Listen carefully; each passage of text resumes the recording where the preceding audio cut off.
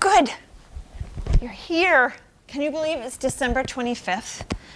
This is Heather, and I am the Director of Family Ministries here, and I have the honor of reading the last Bible story from our Advent storybook. And I want to thank all of our readers this month for joining us with this special project.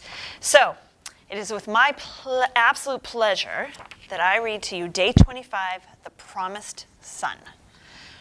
When it was almost time for Jesus to be born, Joseph and Mary had to travel to Joseph's hometown, Bethlehem. It was a long journey, so they stayed with relatives. At this time, the houses of common people had only one room, and their animals would come inside at night to keep the house warm. Some houses had extra room for guests, but the house of Joseph's relatives was already full. So Mary and Joseph stayed in the same room as their hosts and the animals. And in that home, Jesus was born, the son that God had promised so long ago. The rescuer, the forever king, was born in the house of common, poor people. He was wrapped in swaddling cloths like any other baby, and he was placed in the animals' manger, their feeding box, to sleep. That same night, some shepherds were outside watching their sheep. Shepherds were poor and unschooled. Many people didn't like them. But God sent a very important message to these not so important people.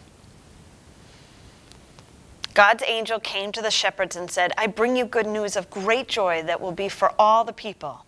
For unto you is born this day in the city of David a Savior, who is Christ the Lord."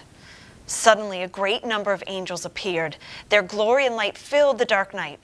They were all praising God and saying, "Glory to the God in the highest, and on earth peace among those with whom he is pleased." The son that God promised long ago was finally here. The shepherds were afraid, but they listened to the angel and found Jesus, a baby born in a common house and wrapped in a common cloth. And they knew that God had sent this rescuer for them too. The shepherds praised God. The shepherds told Mary what the angels had said. Mary looked at her tiny son. Someday he would bring peace to this broken world and rescue us all.